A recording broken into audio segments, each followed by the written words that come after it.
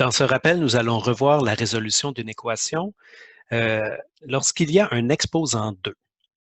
Alors, je reviens avec les trois étapes à suivre lorsqu'on résout une équation que j'ai affectueusement appelée SAC. Donc, on simplifie en premier, on met les x, on va les adjoindre, on va les mettre du même côté, du égal, et ensuite, on va confiner le x, ou si vous préférez, on va isoler le x.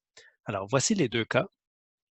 Premier cas, on cherche la mesure du côté d'un carré à partir de l'aire de ce carré. Alors, je vous donne l'aire d'un carré et on cherche la mesure du côté.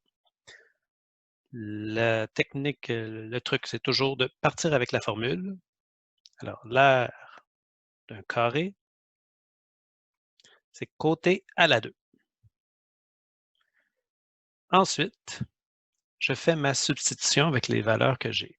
J'ai l'aire, donc en dessous de r du carré, je vais écrire 110. Le côté, c'est ce que je cherche et j'ai l'exposant 2. Alors, c'est le temps de se poser les questions. Est-ce que je peux simplifier quelque chose ici? La réponse est non. Est-ce que j'ai besoin de mettre mes variables du même côté? Non. J'ai juste le C, puis il est déjà à droite du égal. Et finalement, quand on dit confiner le X, on confine la variable. Dans ce cas-ci, c'est un C. C'est là qu'on est rendu. Le seul nombre qu'on veut enlever, c'est le 2 ici, qui est un exposant. Alors, on va faire l'opération inverse de l'exposant 2, c'est la racine carrée. Alors, si je fais la racine carrée d'un côté, je fais la racine carrée de l'autre côté, je prends la calculatrice. Le seul calcul que j'ai à faire ici, c'est la racine carrée de 110. Alors, racine carrée de 110 égale. Je vais garder deux chiffres après la virgule. Donc, 10,48, j'ai un 8 qui est le troisième chiffre après la virgule. Lorsque c'est 5 et plus, donc 8, c'est plus que 5, le 48 va augmenter de 1, il va devenir 49. Alors, la réponse, 10,49. Donc, c'est 10,49. Ce sont des centimètres. On pourrait mettre les petites vagues parce qu'on l'a arrondi. Donc, c'est approximativement de 10,49.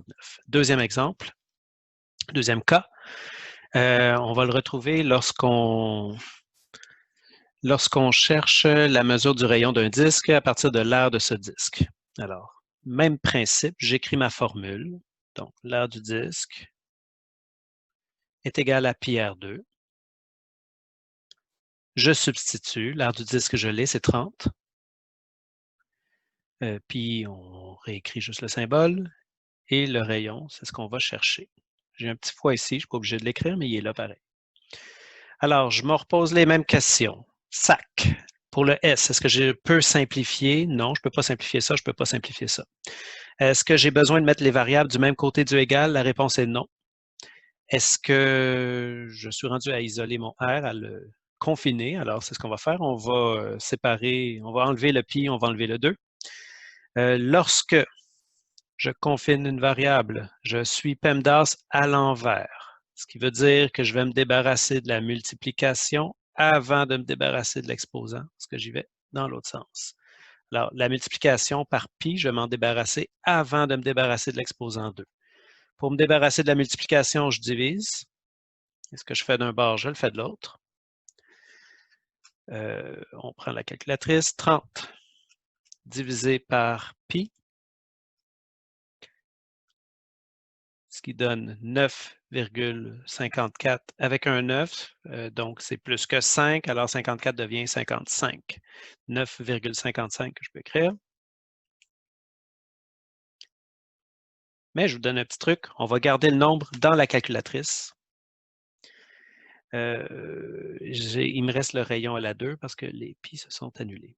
Donc, le même principe qu'avec le carré, je veux enlever l'exposant 2, c'est la racine carrée. Ce que je fais d'un bord, je le fais de l'autre.